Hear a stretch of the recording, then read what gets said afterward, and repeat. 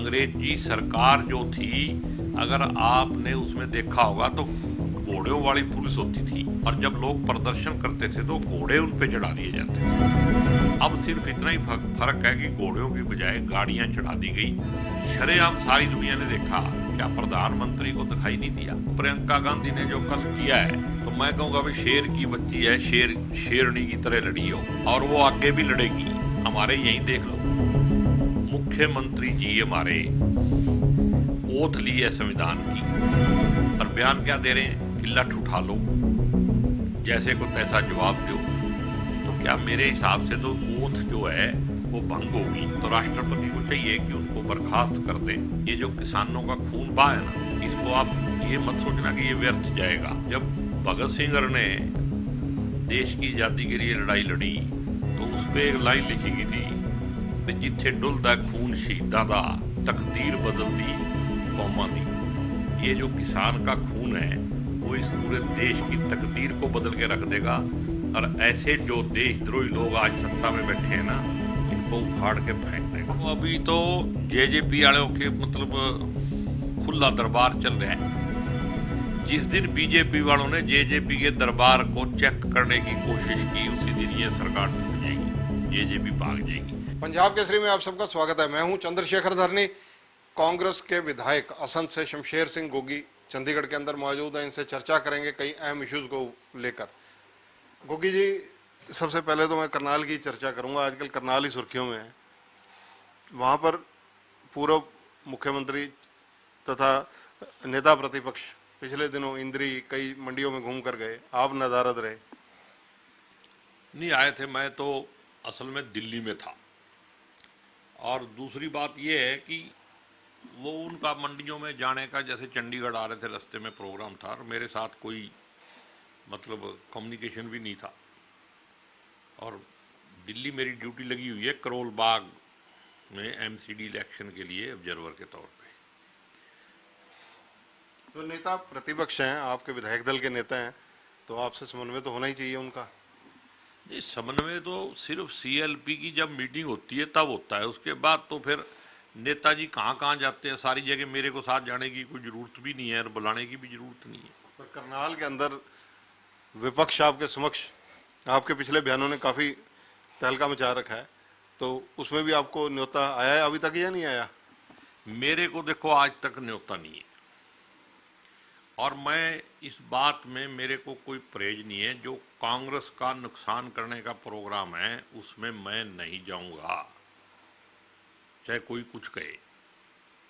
और वो तो एक करनाल का प्रोग्राम ही जिस तरीके से रखा गया, मैं तो मीटिंग में था, तो शायद वो मेरी बात सुन के ही कह दिया पहले हम करनाल में ही रखेंगे।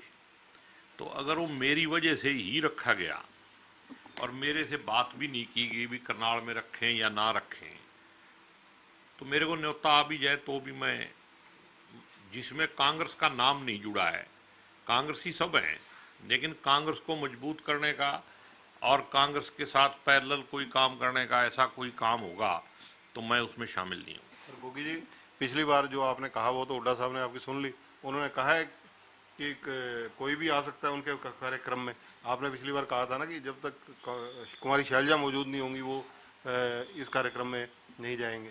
नहीं, मैं आज भी कहता हूं कि प्रदेश अध्यक्ष से बात करके ही प्रोग्राम बनाना चाहिए। विपक्ष आपके समक्ष, विपक्ष में तो इनेलो भी सरकार के खिलाफ इलेक्शन लड़ रही है, फिर क्या इनेलो कांग्रेस में है? तो क्या एलनाबाद में हम कहाँ मदद करेंगे? और मेरी सबसे बड़ी बात जो मैंने कही थी, जिसको आप छोड़ रहे हो, वो ये कही थी कि आज के दिन एलनाबाद का बाई इलेक्शन हमारे लिए सबसे ज़्यादा इम्पोर्टेंट है, और हमारे को सारे काम छोड़ के कहीं जाने की बजाय सबसे पहले कैंप करना चाहिए एलनाबाद में। वहाँ का इलेक्शन जीतना हमारी प्रायोरिटी होना चाहिए, और उस पर तो हमारा ध्यान नहीं है। तो गोगी जी, जिस प्रकार से अगर परिस्थितियां देखी जाएं, पंजाब में नवजोत सिद्धू लगातार प्रेशर की राजनीति कर रहे हैं। प्रदेश अध्यक्ष से इस्तीफा देकर अभी तक विड्रा तक नहीं किया। देखो, जो सिद्धू की कार्य प्रणाली है, वैसे तो मैं पंजाब से मेरा कोई लेना देना नहीं है, लेकिन एक कांग्रेसमैन होने के नाते सिद्धू का जो तरीका है काम करने का, उसको मैं सपोर्ट नहीं करता। कांग्रेस को समझना अभी सिद्धू के लिए बाकी है शायद। कैप्टन अमरिंदर सिंह और अमित शाह की मुलाकात को कैसे लगाते हैं आप?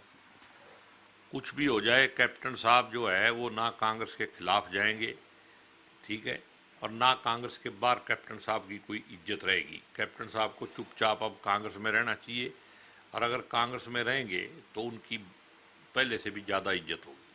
गोगी जी, अगर चर्चा की जाए चौधरी वीरेंद्र सिंह जी की, आपके पुराने नेता हैं, नेता तो आज भी हैं, वो जब भी आते हैं यहाँ चंडीगढ़ तो अक्सर आपको जरूर याद करते हैं। 2-3 दिन पहले भी थे, कई बार उन्होंने आपका जिक्र किया। ये चौधरी वीरेंद्र सिंह अच्छा आदमी है, और कुछ ऐसे कारण बन गए, ऐसी परिस्थितियां बन गई कि वो पार्टी छोड़ के चले गए। लेकिन जहाँ तक हमारे पर्सनल ताल्लुकात हैं वो बहुत बढ़िया हैं, हमारी उनसे बात होती रहती है, और वो बहुत दुखी हैं किसानों के एपिसोड को लेके। और मेरे हिसाब से जो परसों लखीमपुर खीरी में हुआ है, अगर उसके बाद भी चौधरी वीरेंद्र सिंह बीजेपी में रहते हैं तो फिर वीरेंद्र सिंह जी को ही नुकसान होगा, और चौधरी छोटू राम की आत्मा जो है वो ऊपर परमात्मा के दरबार में भी रो रही होगी कि मेरे परिवार वाले कहाँ खड़े हैं। हरियाणा सरकार के बीजेपी जेजेपी गठबंधन के 2 साल पूरे होने को हैं, आपका क्या कहना है इस बारे में? देखो, अभी तो जेजेपी वालों के मतलब खुला दरबार चल रहा है। जिस दिन बीजेपी वालों ने जेजेपी के दरबार को चेक करने की कोशिश की, उसी दिन ये सरकार टूट जाएगी, जेजेपी भाग जाएगी। और जितने दिन खुली छूट है उनको, तब तक तो उनको ना चौधरी देवीलाल की आत्मा दिखाई देती, ना उनका उपदेश दिखाई देता, ना उनकी इतने बड़े महापुरुष की याद आती। लेकिन जिस दिन बीजेपी वाले उनके इस धंधे को मतलब चेक करेंगे, उसी दिन जेजेपी कहीं नहीं रहेगी, बीजेपी के साथ नहीं रहेगी। जिस प्रकार से राजनीतिक घटनाक्रम लगातार देखने को आ रहे हैं, किसानों का आंदोलन अभी भी यथावत है, उसका कोई हल नहीं निकल रहा, आपका क्या कहना है? देखो, मेरा ओपनली मैं आपके माध्यम से इस देश की जनता को एक संदेश देना चाहता हूं कि हमारे देश में संविधान और लोकतंत्र खत्म हो चुका है। संविधान की कोई वैल्यू नहीं है। संविधान की ओथ लेने के बाद गृह राज्य मंत्री कोई बयान देता है, प्रधानमंत्री जी चुप हैं, जनता के ऊपर जलियांवाला बाग की तरह वहां पे गोली से मारा गया था। अंग्रेजी सरकार जो थी, अगर आपने उसमें देखा होगा तो घोड़ों वाली पुलिस होती थी, और जब लोग प्रदर्शन करते थे तो घोड़े उन पे चढ़ा दिए जाते थे। अब सिर्फ इतना ही फर्क है कि घोड़ों की बजाय गाड़ियां चढ़ा दी गई। शरेआम सारी दुनिया ने देखा, क्या प्रधानमंत्री को दिखाई नहीं दिया? ये उसी लोकतंत्र के मंदिर पे जहां मत्था टेक रहे थे मोदी जी, आज उनका पखंड सामने आ रहा है कि वो लोकतंत्र के मंदिर को पखंड समझ के मत्था टेक रहे थे लोगों को भावुक करने के लिए, लेकिन लोकतंत्र में उनका विश्वास नहीं है। प्रियंका गांधी जिस प्रकार से लगातार वहां प्रदर्शन में शामिल होने का प्रयास कर रही थी, उनको हिरासत में रखा गया है, क्या मानते हैं आप? क्योंकि आप कहीं ना कहीं राजीव गांधी से, अमेठी इलेक्शन से, इस परिवार से जुड़े हुए हैं। देखो, प्रियंका गांधी ने जो कल किया है, तो मैं कहूँगा अभी शेर की बच्ची है, शेरनी की तरह लड़ी हो, और वो आगे भी लड़ेगी।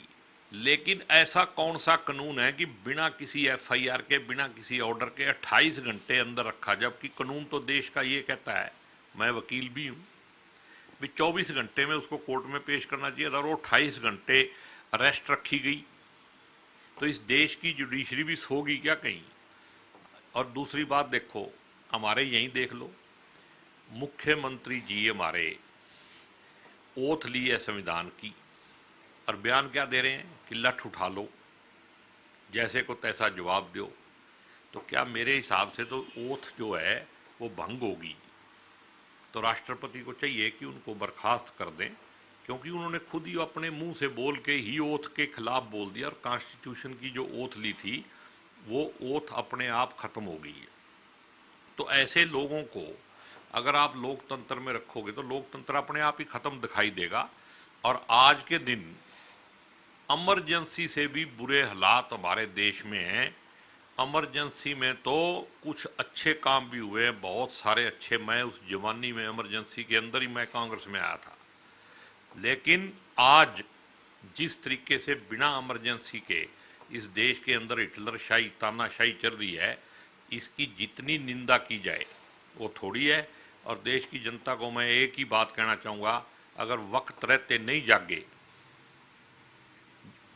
तो फिर ना संविधान बचेगा ना लोकतंत्र बचेगा, और अगर ये नहीं बचे तो ये फिर भारत देश भी नहीं बचेगा। और अंत में मैं एक बात कहना चाहता हूँ, ये जो किसानों का खून बहा है ना,